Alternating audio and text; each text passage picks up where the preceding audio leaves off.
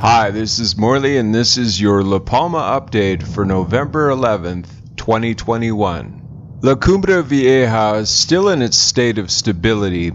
There is constant earthquake activity at this time, but it's not as intense as we're used to, which is a good thing.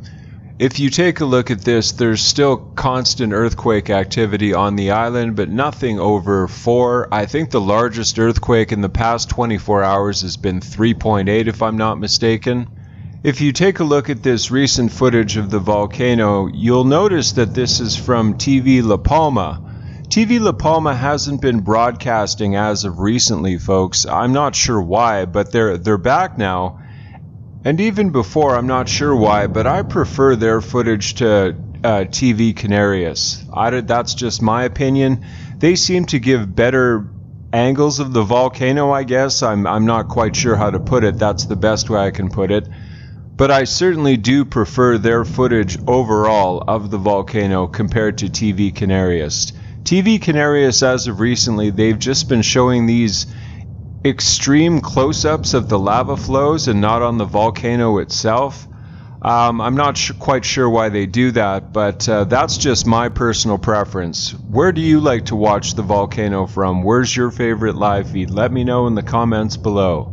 Shout out to my new subscribers. If you haven't already subscribed, please subscribe to the channel so you will get constant updates on the volcano, as well as click the notification bell, as some people are still telling me that they're not getting notified when I put out updates on La Palma. Make sure that that's fully clicked and you should be getting notified.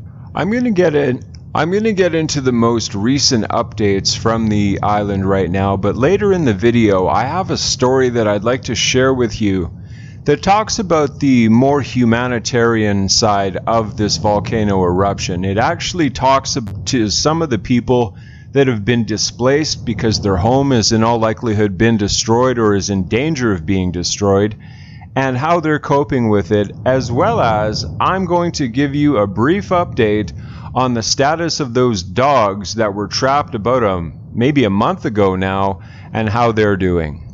Be sure to stay tuned for that. So this is a recent lava map of the volcano as of 2 days ago, November the 7th.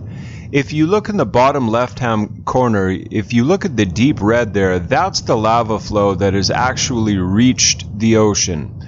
So that is right beside the main one there, basically. Like there's two separate ones. There's the blue one, which is the main one, and then you have the red one, which is basically, you know, on the cusp of reaching the ocean. It's not quite there yet, but it's getting there. The lava flows have slowed considerably in the past few days, if there's any good news regarding that. But make no mistake about it, the lava still is flowing towards the ocean, albeit at a slower rate than we are used to in previous days and weeks. And that's obviously directly proportionate to the volcano is at a state of, I guess you could say, rest. Is it recharging? We have to wait and see for that. But it's still flowing towards the ocean at the time of this update. I'm not sure what's going on with Volcano Discovery, folks, as they still have Friday's update as their newest update at the top. But if you scroll down on their page, then you see newer updates, then you see the from Saturday, then you see from Sunday, and then you see Monday, and then you see Thursday, November 4th. So they're a little out of order right now. I'm not sure what's going on with their website. But at the time of this, they don't have an actual update for Tuesday, November the 9th. So what I'm going to do instead is give you the update from IGN itself in lieu of Volcano Discovery not having their update available for today. Since the last statement, 80 earthquakes have been located in the area affected by the volcanic reactivation of Cumbre Vieja. 7 of these earthquakes have been felt by the population, having reached the maximum intensity of the epicentral zone of 3 to 5 EMS 98. The largest earthquake was one that occurred at 6:55 UTC today with a magnitude of 3.8 at 38 kilometers depth, and felt with intensity on the island of La Palma. 4 earthquakes have been located at a depth of around 30 kilometers. The rest of the hypocenters of the period are located at a shallower depth, around 12 kilometers. The amplitude of the volcano tremor signals continue in lower middle levels with peaks of intensification.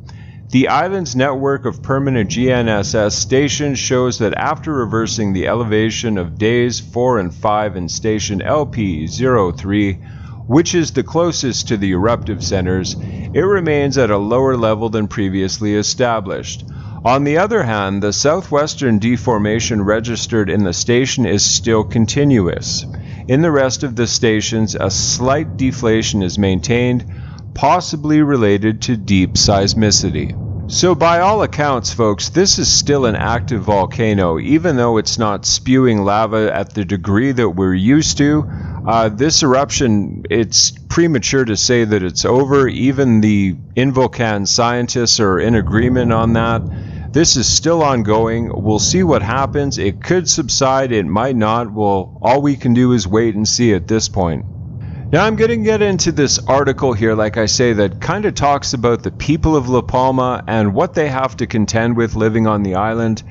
In my opinion, there's not enough of these stories. I mean, these are the people that are at ground zero, if you will, of the volcano's eruption, and this just talks about the little things even that they have to contend with on a daily basis living on a volcanic island. The most unpopulated area of La Palma, the north of the island, has problems very similar to any other low territory with low population density. Winding roads in poor condition, very old population, few children in schools, little economic activity, and until recently, stumbling internet. However, in recent weeks it has been gaining inhabitants because of the most protected area from the onslaught of the volcano. You hardly feel earthquakes, only those of magnitude around 5, and you can perceive it less strongly than the rest of the island. Neither is the roaring of the mountain of fire heard, nor the streets are covered with ash. Only a few wind blows bring the rumble of the crater or a bit of gray sand. We are a small refuge, says Yere Rodriguez, the mayor of Garafia, one of the 2 municipalities to the north, La Palma, empty. We calculate that we can have some 400 more people living in Garafia because of the volcano, explains the mayor. It is a very high figure taking into account that the official statistics recognize 1,730 inhabitants. It is among the municipalities with the highest average age in the island, 49, 3 years compared to 42, one of archipelago as a whole. Occupies the 14% of the surface of La Palma and only welcomes 2% of the population. For the first time there is traffic in the area. Now I find it difficult to park when I come to town hall, says Rodriguez, having a coffee in a bar in La Triches, one of the 14 nuclei that make up Garafia. The main square is a viewpoint overlooking the sea, crowned by an old mill. The column of smoke is not visible. Unlike in Los Llanos de Arian, at the foot of the volcano, the waiters do not give 2 coasters to customers who sit on a terrace, one of them to put their glass on and the other to prevent ash from falling into the drink. So that's just one little thing that the people of La Palma have to contend with, folks. If you go to a bar or restaurant, you have to put a coaster over your drink between sips. Effectually, it has to wear a mask so it doesn't get any ash in it. Not all of the new residents of Garafia, temporary or permanent, face the same circumstances. Some are evacuees living in lava-washed areas or in the exclusion zone. This is the case of Javier Alvarez, 54 years, that sold handicraft products on the seafront of Puerto Nios and most touristic area of the island, now buried in ash. They transferred me to Los Llanos, but I couldn't be there. So much noise from the volcano, so much ash, I didn't sleep for a minute. Then he got in touch with the Garafia City Council. They explained that they could host him in a municipal shelter in El Tablado, a village among pines, dragon trees, and ravines. It's Saturday afternoon and the only bar is closed. I am delighted. I'm going back to sleep, says Alvarez. He shows the artesian instruments that he cannot sell in Puerto Nios now. The city council gives shelter in municipal facilities to others 15 persons. So that's just a snapshot of what the people of La Palma have to contend with, folks, having to be relocated, even as simple as having to cover your drink when you go to a bar or coffee shop or something like that. Something we don't have to contend with here in the United States. And a brief report here on the dogs. The dogs are absolutely doing fine, folks. They are fully recovered, they are healthy, and they are happy. Glad to report that. But thank you so much for coming along with me to my update. Please remember to like, to comment, to share, and of course to subscribe. And until the next update, God bless.